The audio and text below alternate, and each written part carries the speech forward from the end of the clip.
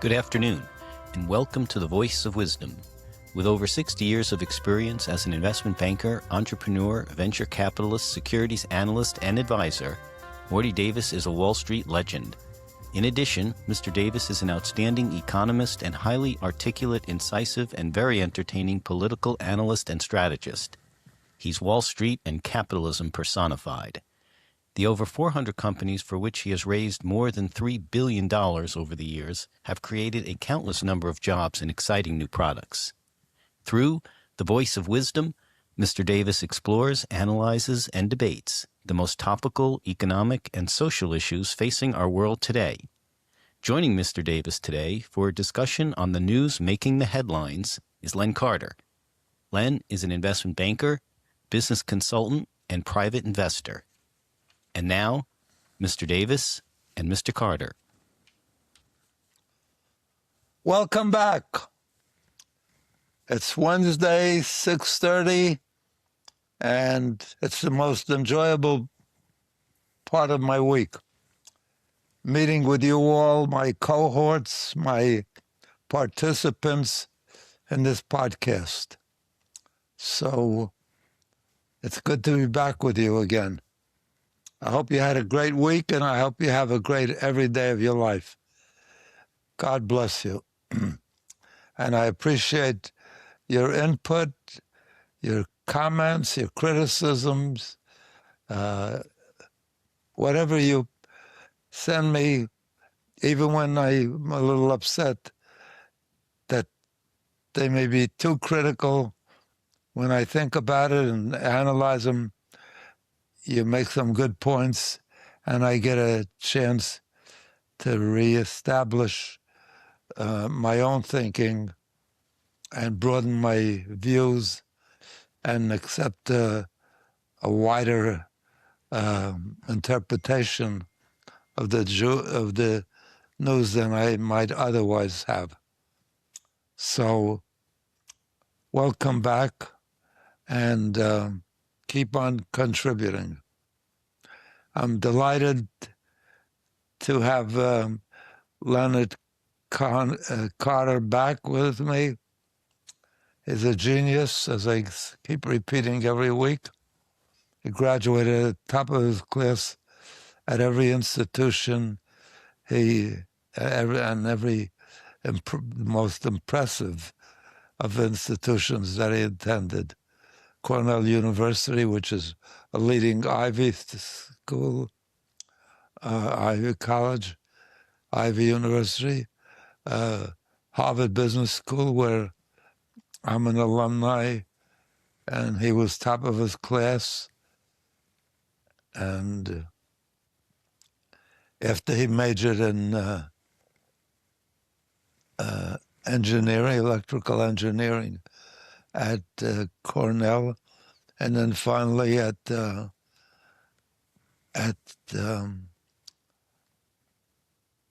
what's that famous college? Stanford. Stanford in San Francisco, the leading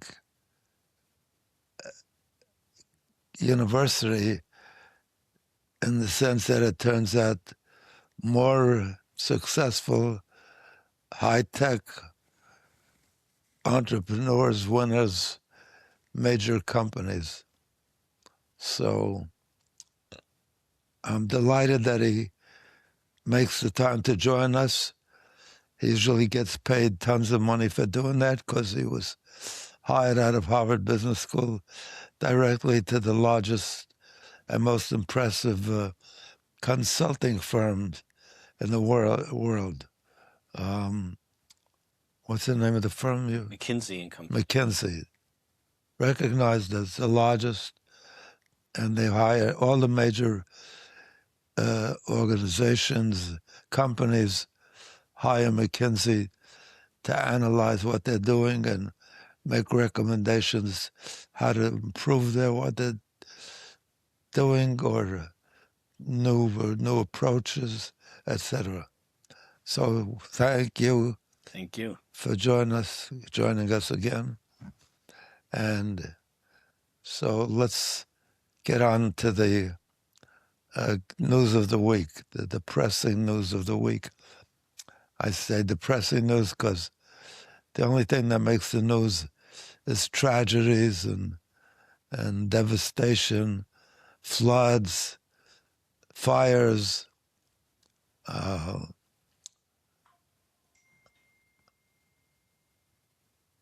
shootings, especially shootings, mass shootings, tsunamis, all the things that kill people or hurt societies as a whole. It's really a miracle that we aren't depressed all the time, because that's what makes the front pages of all the major newspapers, the New York Times, the New York Post, all of the major media outlets, the network programs that we follow, NBC, CBS, ABC, and the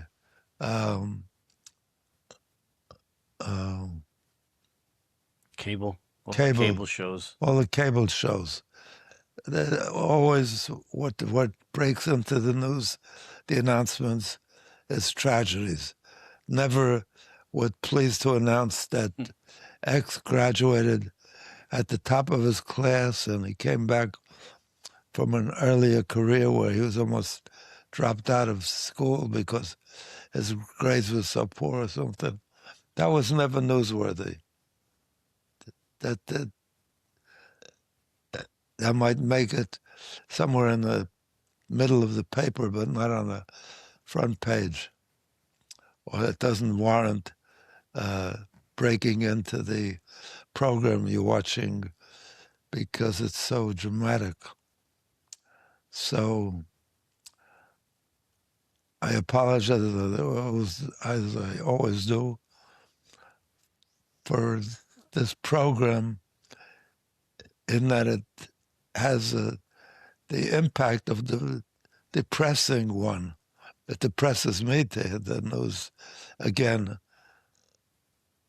even though I've heard it earlier in the week, because we summarize all of the major events of the week, and those that make the headlines are the ones that are most depressing. The mass shootings, which in this country we have more than one every single day.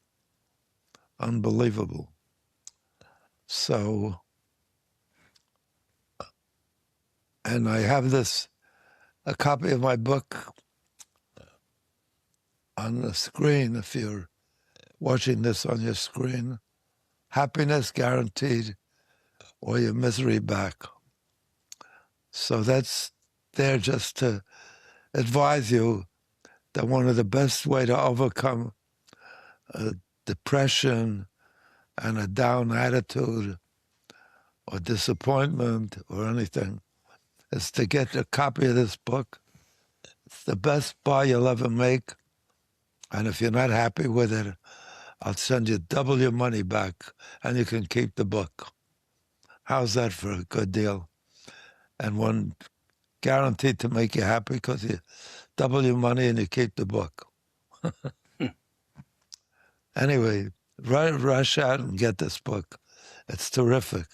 It's the best purchase you'll ever make, the best investment you'll ever make, because there's nothing more important than what this book advises in terms of happiness, contentment, uplifting, fulfillment of one's dreams and so forth.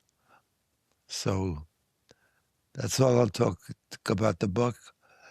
I'm just saying it's so great that I'm so sure you'll appreciate it and benefit from it.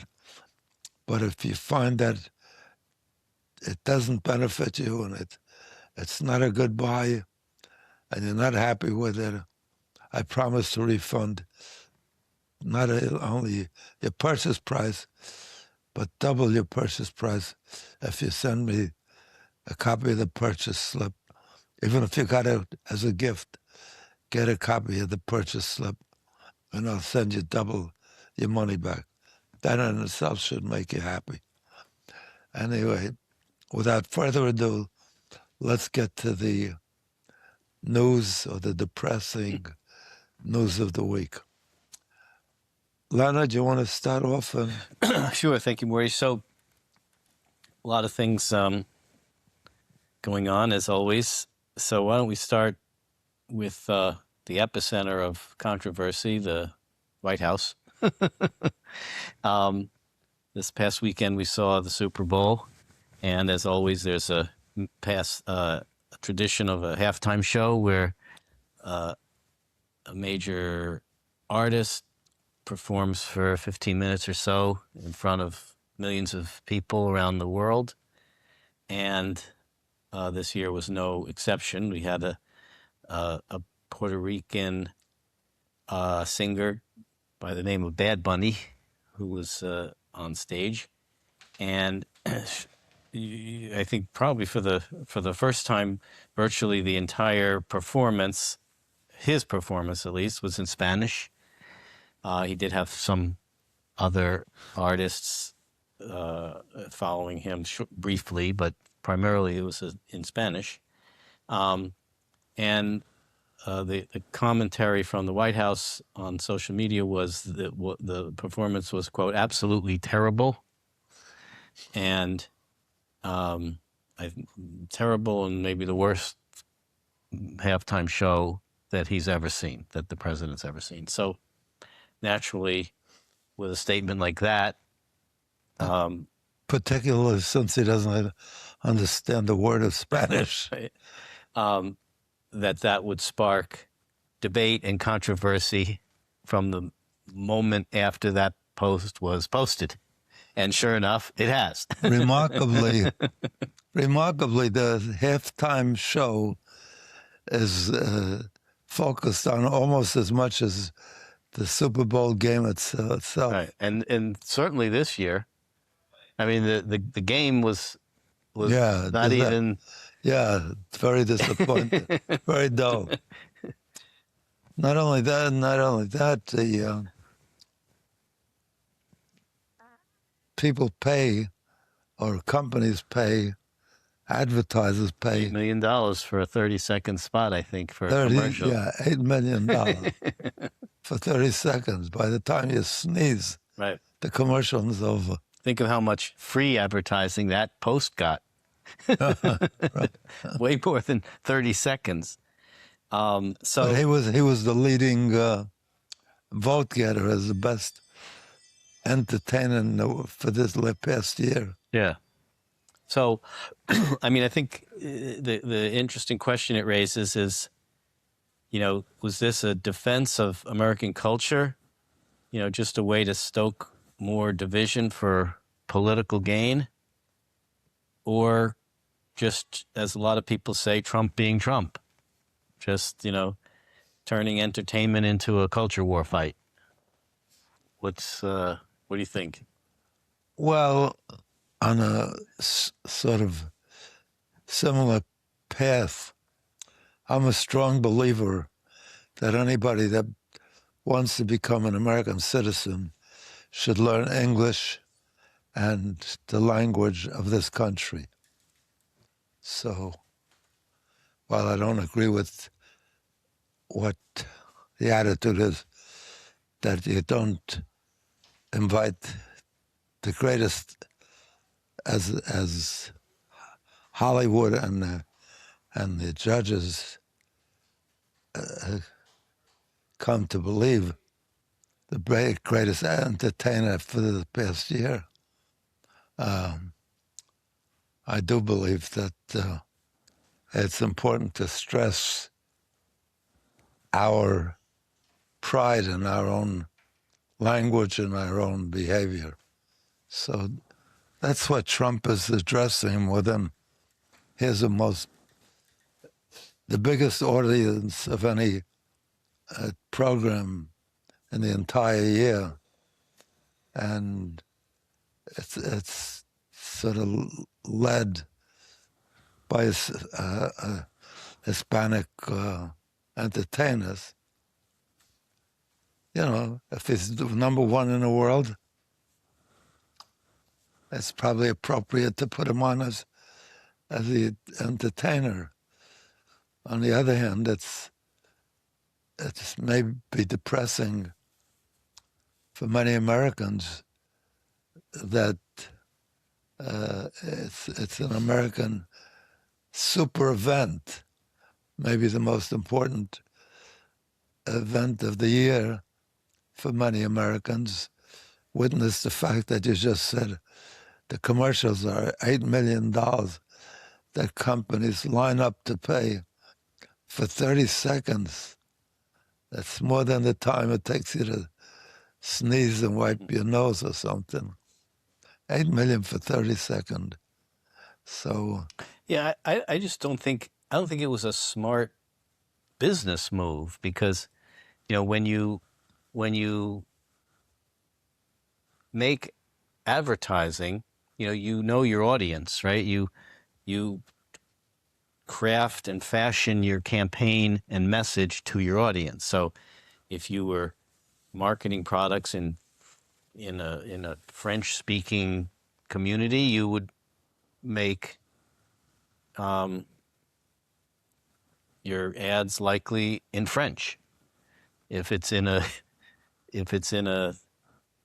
Spanish speaking community, you might make it Spanish. So I think it wasn't smart to just limit, to have so much of the show be exclusively in Spanish when so many people watching it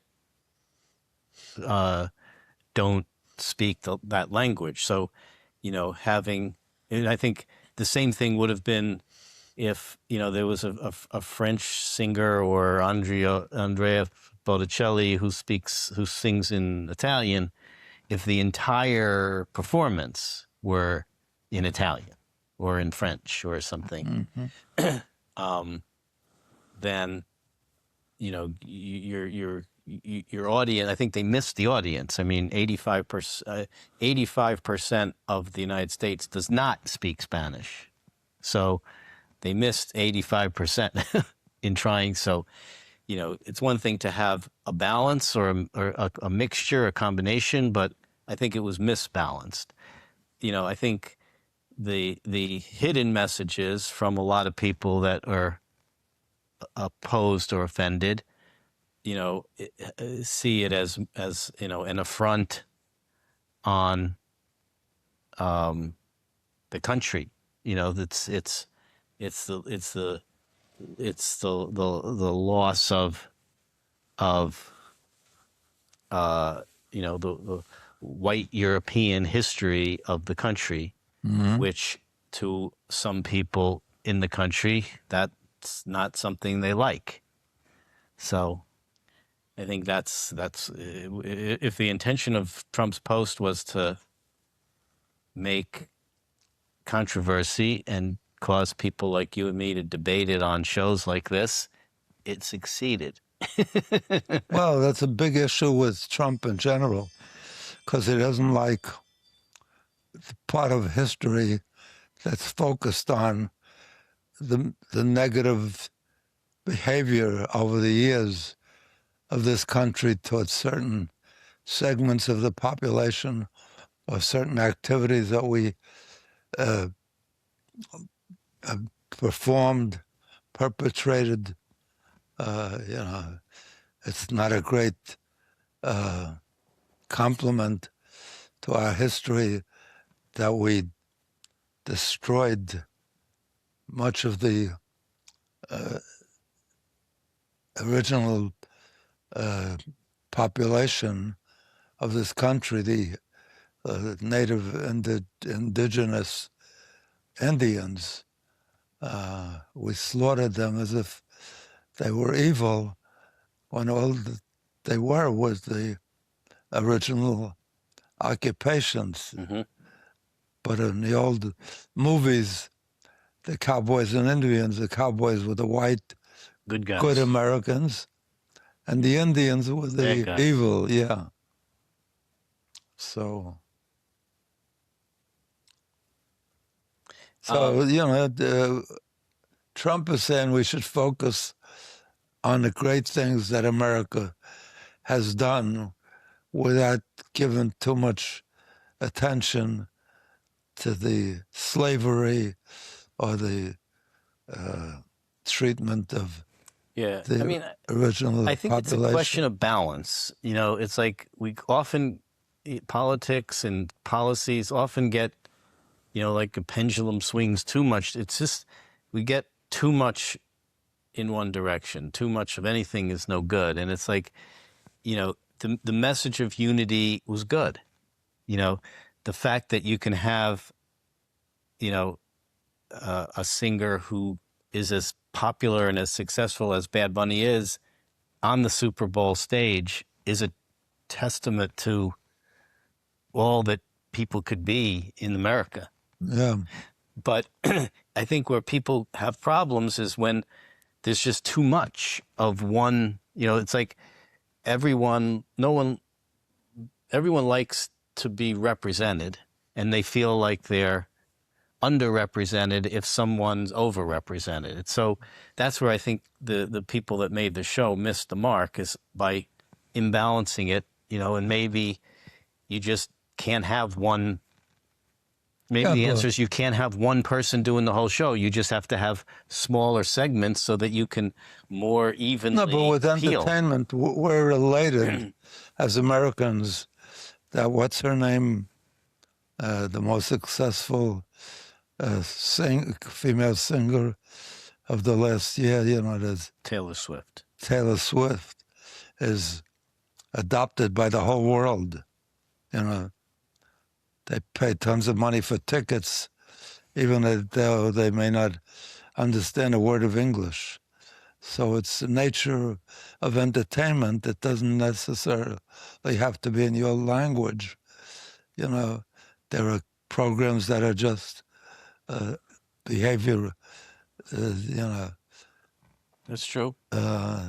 People in non-English speaking countries don't seem to be offended by Taylor Swift's singing in English as much as some people were here to hear a singer singing in Spanish. So that's true. That's interesting. Well, particularly since it's the most recognized major event in American culture in every single year. So we say, we should show our strong points, why we're great, and promote English, I guess. Depends on what, some people would say that having someone like him perform in, who wouldn't have been a performer there a generation ago is a testament to all that America is and can be and should be. Is that, look, here's someone who isn't. Look what you don't have to be like the 85% or in English-speaking European descendant people, and anyone can be an American.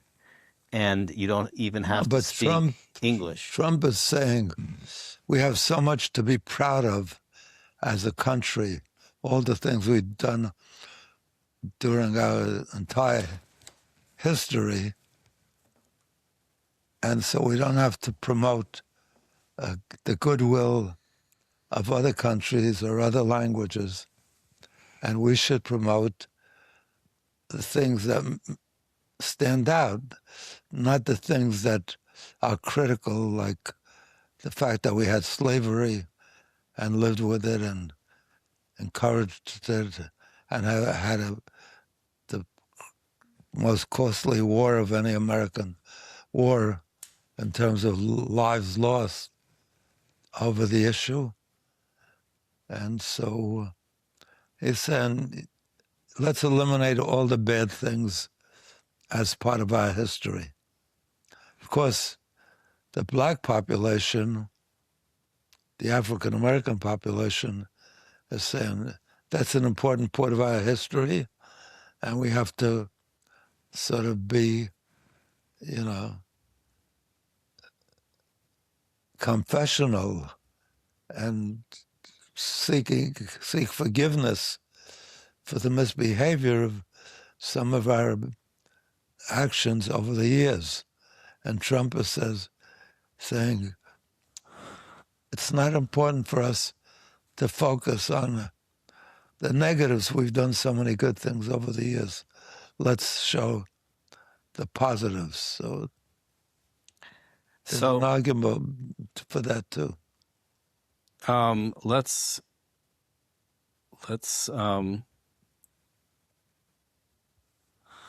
now that we are talking about controversial statements, let's move on to another controversial statement that the president made, and I will read to you Article 1, Section 4 of the Constitution, which is called the Elections Clause. The times, places, and manner of holding elections for senators and representatives shall be prescribed in each state by the legislature thereof, but the Congress may at any time by law make or alter such regulations except as to places of choosing senators.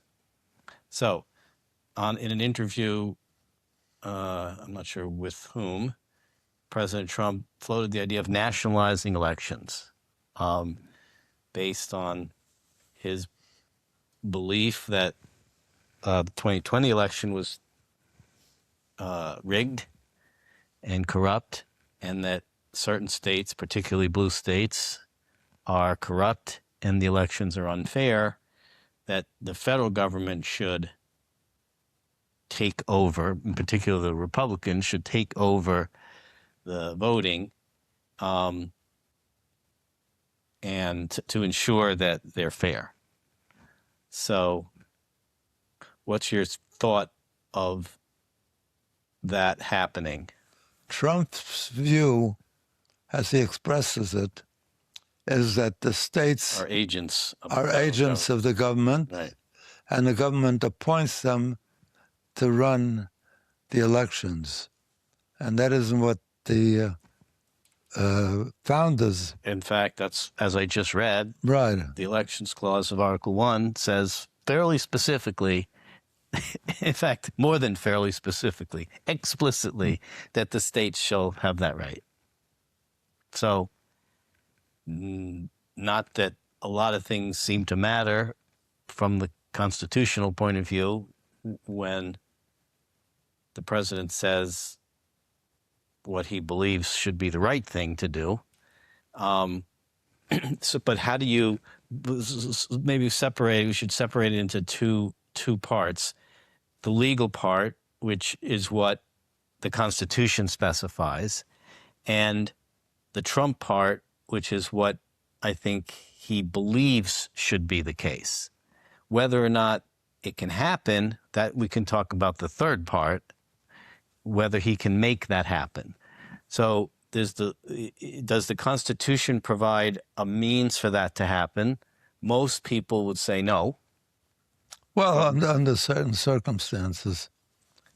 The second part is, do you think it should? Should the federal government nationalize elections? No, but under certain circumstances, the federal government can intrude in that process and lead during a time when the enemy is attacking the country, when there's an insurrection.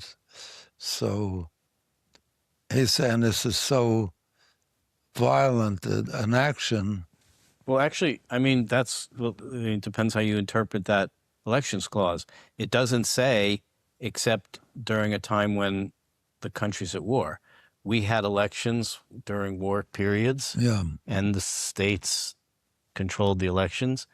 I mean, it's. No, I meant when the enemy is at the polls, American polls, when the enemy that we're fighting in a war is there jeopardizing our whole system, we can take urgent actions that defend our Constitution. So what would an example of that be? What would be happening? If Germany invaded the United States and took over the whole voting process. My read of Article 1, Section 4 would be the states would still have the right to do that. It doesn't say, under this condition, the federal government can nationalize elections. It doesn't say that. Well, It they're making strong arguments, even the people that hold as you do, that it's not changeable, saying when you're jeopardizing the American system totally, you can act against such an insurrection. But why? It's not an insurrection of the states. Why would but the states aren't doing anything. Why would you take the right, the constitutional right, away if you're from the letting a states? foreign nation take over the operation of your elections. But under those circumstances, it's not what Article 1 says.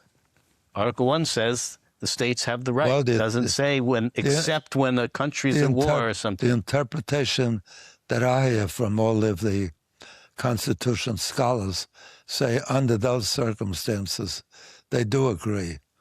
When there's an insurrection, when there's a takeover to defend the Constitution, we can, the federal government can step in. Is this one of those cases? No, I'm not saying it is. I'm saying, but there are, just to point out, there are instances when it's appropriate to modify even constitutional dictums. And I agree with that. If Germany took over the polls in Oklahoma... Well, but then they're not the state. I mean, the state, the legitimate state government has the right. My interpretation of Article 1 is the legitimate state government has the right.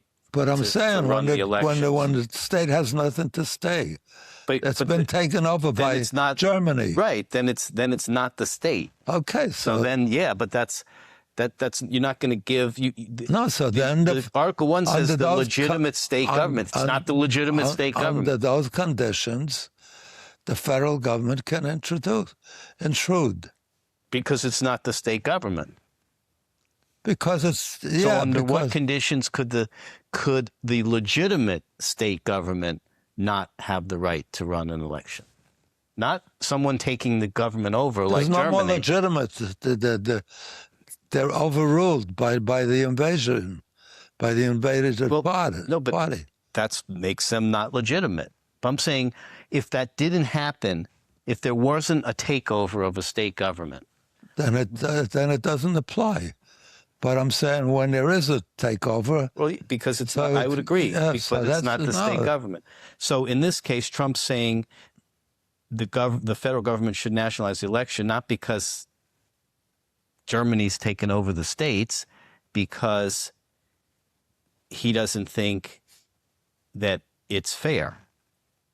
So in that case, is the argument valid? I'm not defending what Trump is doing. I'm saying, you said there's never a time when they can overrule that instruction. Morty, I said when the legitimate state government has the right to run the election. Legitimate state government. Yeah, but that's your... When it's taken over by Germany, it's not the legitimate state government. That's your stress on the word legitimate. Correct. But I'm saying, if you find out that Germany's taking it over, right? Legitimate, not legitimate. No, it's not legitimate. That's why we're actually agreeing. Yeah, yes. I agree with it. You're trying to point out that I'm not agreeing with you when I am. And you're trying to point out that I'm disagreeing with you I'm not. We both agree that under circumstances, it could be that the federal government could step in. So how in this case, so what argument then does the federal government make today to say in the 2026 election in 9 months from now that the federal government should step in to certain states? What argument can they make? Trying to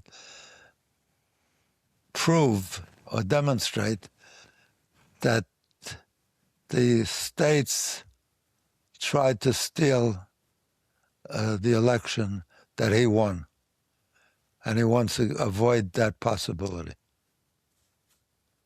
So in order to justify that nationalization, he wants to take away. What would they have to show? He wants to take away. Well, that's what he's in the process of doing. He sent down Gabby, what's her name? Tulsi Gabbard. Yeah, who has nothing to do with the area. She's, what do you call it? Director of National Security. Yeah, intelligence. Nothing to do with that. But he's trying to show that they corrupted the process. And in that case, he wants to make sure it doesn't happen again. So he wants to take away the designation, as he reads it, that the government has designated. He doesn't say that the Constitution designated, but the government, the federal government, designated the states as their appointee. But anytime they like, they can withdraw that and execute the. So what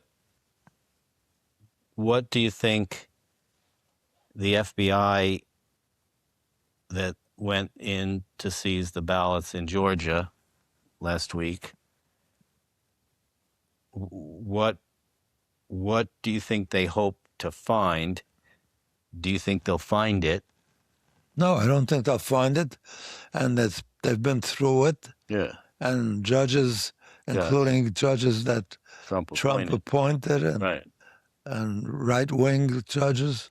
So why do it? Maybe just maybe. He wants to show that they were wrong, you know. But the only way to show they're wrong is if they find something that shows they're wrong. So do you think they're going to find it? That's why he sent in the people to find it. So do you think they're going to find it? No. So why? So you think he thinks they're going to find it and then they won't? Yeah, he thinks he thinks that the judges are corrupt and all. So he thinks they will find it. Yeah. That's why he sent them in. He's positive. He keeps saying he won that election. He doesn't have any qualms. Maybe he didn't. Maybe he did. He won. I won the election, but they took it away. So he wants to make sure it doesn't happen again. That's his view.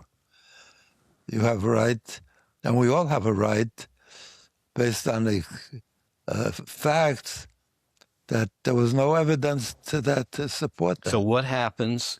What do you think will happen if they don't find what he wants them to find? Nothing. You think he'll just give up? They'll have to. What else could they do? They could take it to different courts or to the Supreme Court. Just not believe what they found. He just says it's wrong. They have to have evidence, and that's why he sent in people. That's why he's sending in people to show that they're wrong. I mean, they don't have. I mean, they didn't have to have evidence. You know, when on January 6th, when they had the vote for the Electoral College, and many Republicans voted to not approve those votes. The thought was, a lot of people don't believe that it was done fairly. Of course, they don't believe it was done fairly because they were told it was not done fairly. But then you got to go back to the evidence. You can't just say it was done fairly. It wasn't done. I mean, even Johnson in the House is saying, it seems to me on its face, a lot of these claims. blue states are not fair or invalid or corrupt on its face. No evidence. That doesn't do it. On his face, that means my interpretation. But when you're dealing with the court cases, you have to bring actual evidence. You can't say, in my judgment, and therefore the guy should go to jail. True, but that's a conventional wisdom of how the courts operate. That's how the law. We'll see if Trump. That's how the law operates. That's true. You can't send somebody to jail based on your theory.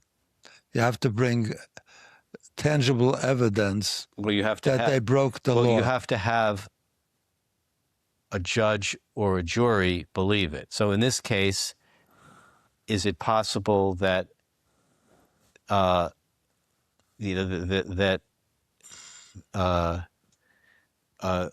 judge or the Congress could vote that Trump this was tried not fair? that. Trump tried that, and they couldn't prove it. They couldn't get anybody to verify what Trump was saying or what his people were saying.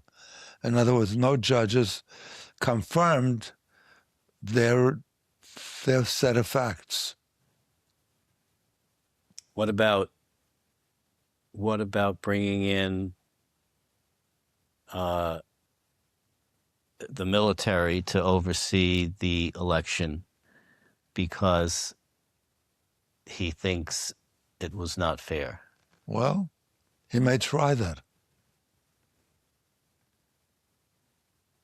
I think he may try that.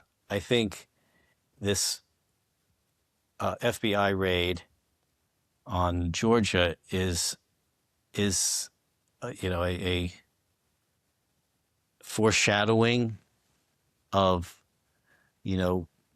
what's going to happen in the fall. Yeah, because I think Trump and the other Republicans know that it's not going to be a landslide. That's his objective. He wants to start earlier, right? He wants to undermine the belief and the validity of the result. Just like he did in 2020, when way before the election was saying, if I don't win, it's rigged. Starting to sow the doubt. He's saying the same thing now. Right. So as long as I win, I have no problem with this. So let's say, but he's learned a lot since the last election. If there are overturning of seats in the Congress or Senate, which he hasn't learned anything. He's still insisting. No, but he's learned. He now says he should have seized the voting machines. In 2020, he didn't. But now he says he should have done that. That's what I'm saying. So he's learned. So if this fall, let's say Georgia, he will send in the military. So what do you think will happen? He'll send in the military. Some election flips to Democrat that was Republican. If he's and he says that was not that. If he's convinced that he has proof, he will bring in the military. He's undermining. So what is the military going to do? Seize the voting booth, the vote, and do what? Recount it according to Trump's approach. Which will be what? If it's it depends who he brings it to put the facts together. So do you think that there would be military that there are enough military personnel who Trump would appoint to redo the election or recount the election or whatever that would come out with a favorable result, even if it's not actually what happened? I don't know. Yeah, I don't either. He controls the military. Right. He can dictate. He's the commander-in-chief. But I think some of those recounts, I think, I'm not an expert on how those vote counts work, but I think they have like two Democrats sitting there and two they have to have Yeah. so it does make it a little difficult, for people to just count any way they It's want. also difficult to overcome all the judges and all those research that's been done that says he's wrong. He's the only one that keeps insisting he won that election. Nobody else who's gone with the facts has made that same claim or supports that claim. I don't think he's brought it back to the Supreme Court yet, but 2020 results? What? 2020, you mean? Yeah. Yeah.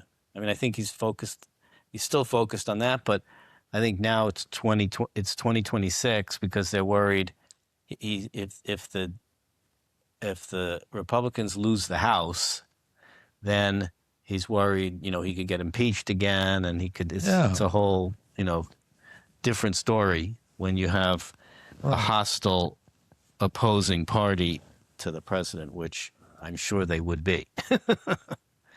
So let's move on. He's the boss. I'm the boss. Nobody could tell me if the military doesn't do what I tell them to do, I'll dismiss the military. So the Supreme Court has no way they could give a ruling, but they have no instrument to force the compliance with the ruling. They have no army. They have no access to any kind of physical force. I mean, that's the essence of a democracy, is when people, whether it's citizens or people in whatever branch, respect and listen to what the other branches have the legal right to do or say. And so far, for the most part, Trump has abided by what the Supreme Court has said, even when it's not to his agreement. He hasn't disregarded that. And that's the essence of a democracy. I know, but he hasn't necessarily accepted their conclusion.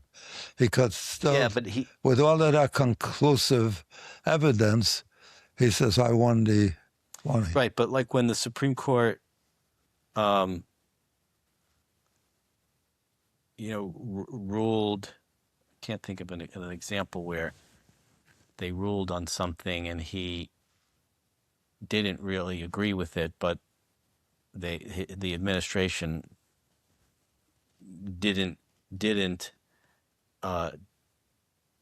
disregard that. So far, that's what's happened. We'll see, down the road. No, but it's clear the objective is to undermine the belief in the conclusion that it's arrived at, and to question whether that was... So that your actions at that point can have more justification because you've laid the groundwork. Yes. So another example of potentially going against courts is this New York, New Jersey tunnel project that Congress has appropriated, I don't know, $16 or $20 billion to build this underground tunnel between Manhattan and New Jersey for transit. And Trump stopped the flow of funds for that.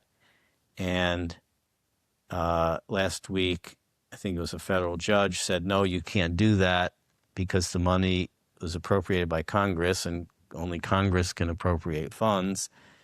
And so it has to be released. The federal government is in the process of appealing. So the New York and New Jersey sued the federal government for blocking those funds. They won.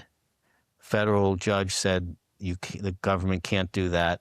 Now Trump's appealing it to another federal judge. So it's on hold for a few days, I think, at the end of this week. But if right now the money's on hold, if the federal judge again says you have to release the funds, then it becomes a question of, does it then get appealed to the Supreme Court? Because they're not going to necessarily just go along with that federal ruling. They're going to want a Supreme Court ruling. So we'll see. Then we hear... I think it's great that it's so easy to get it done. All you got to do is agree with Trump, name the Penn Station. So that's the thing. So Trump says that Senator Schumer told him, how about, like it was Schumer's idea, how about we rename Penn Station Trump Station and Dulles Airport Trump Airport? If we do that, then will you release the funds? And he said yes. He said, well, he didn't say, he just said that's what was proposed to him. And then Senator Schumer said, I never said that. So I thought he said that he would do it if they renamed it. Right. I'm not sure. I thought that's the issue. I think it's Trump saying that's what they proposed. Now, I'm not sure if they agreed to it. It's moot because they didn't agree to it. So what do you think about, what I've heard some people argue is that this is just politics, and negotiations happen all the time like this in politics. And they even point to the Tappan Bridge, which a number of years ago was renamed the Mario Cuomo Bridge. And it was sort of a flip example where the Democrats wanted some landmark renamed after a Democrat and were using the same sort of haggling and bargaining and negotiating to get that to happen. So is this a similar kind of situation, politics as usual, and there's nothing wrong with, bargaining like this? One part, give and take. You want the money? Well, how about we want it renamed, just like the bridge was renamed to get the money? So is that just normal activity, and we should just go with it? If it gets it done, name it after Trump. When the Democrats get in, they could change it back. Right. Just get things done. Everything in the world should be named after Trump. What do you call it? The Kennedy Center, which was set up by Congress specifically to honor Kennedy. Right. He's changing it to the Trump. I'm not sure how he's doing that, because I thought a renaming of that building would require an act of Congress. So I'm not quite sure how that... He's doing it. I know, but I'm not sure how. And I'm not sure why other people, like people that don't like it, aren't objecting, because I have heard that to really do it, it requires an act of Congress, which they'll never get. So I don't know. Maybe, like you said, they'll do it. He does it, and then they'll scrape the name off if they have to later on. I think that's easy. Give him what he wants, get it done, and then he's not there forever. But is it right to even get to that point? Right? I mean, the money was appropriated by Congress. I agree with you. So I don't know. It seems like I'm not quite sure. If it's that simple, I'm not quite sure. Name the fucking thing. Yeah, but I'm just not quite sure what the real motivation is to withhold those funds. I mean, it's not. There have been other times where during his first term, you remember, there was a stalemate with the budget because he wanted money to build the wall, the border wall. So there he was saying, this is really important, and so funds need to be directed toward this. But here, what's the basis of withholding these funds?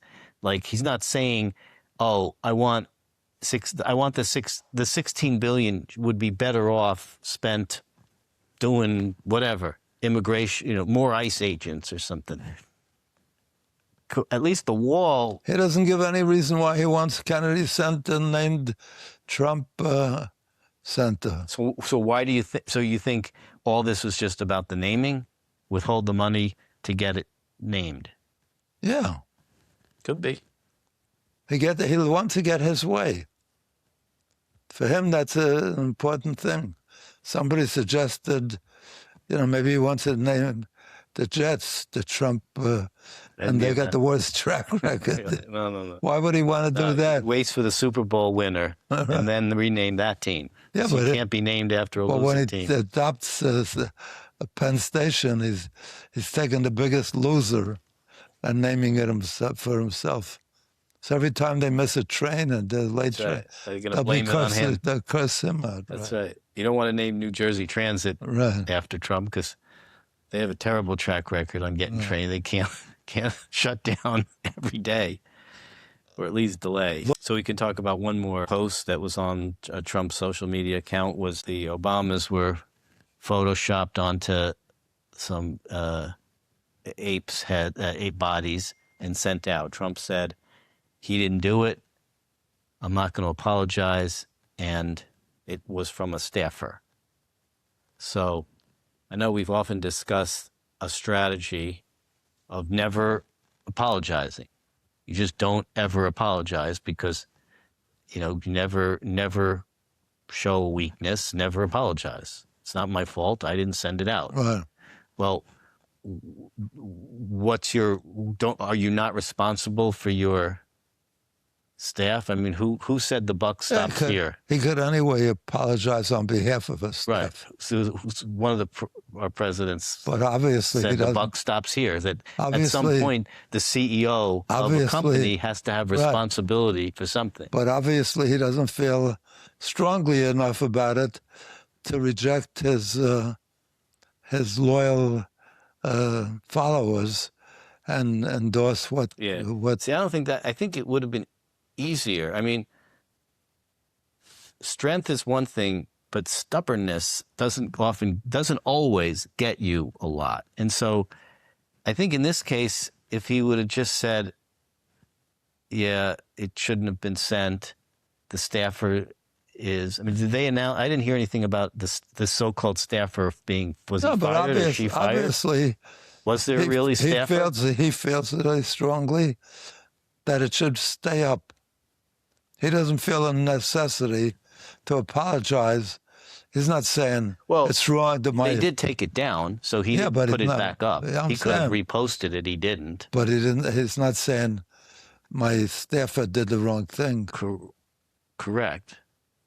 Although they did, and they didn't. I didn't hear anything about any staffer being fired over this. No. So whether there really was a staffer is questionable, or whether it really came from the president's handiwork. We don't know. I would have thought there might have been a sacrificial lamb, we find a staffer and shoot the guy so that at least they could sacrifice someone. I think the behavior indicates that he's not averse to that conclusion that the staffer presented. He's not rejecting it. Because whoever did it, I reject it, I apologize. He doesn't do that. He doesn't want to do that. Well, there are, I'm sure, some group of people in this country who didn't think that was an offensive post. Politically, Trump's usually good on reading the room, and I'm not sure the real benefit to digging your heels in on this one is, because Tim Scott said it was terrible. Even Republicans are coming out. Many, it's like no one's going to take, the wrong side of this. It's just, way too dangerous politically. So I don't know. I don't really get it. I don't think Trump sees any downside to leave it there. I guess, yeah. You're right. Otherwise, he would. Right. Lottie. Anyway, that's it. We're about out of time, but we will 1 minute. We will. We're out of time. Time. So, yes. So Over. I Okay, thank you for being with us this week. I look forward to being with you again next Wednesday, 6:30. Have a great week. I love you all, and I want you to be happy. Be happy. Be happy.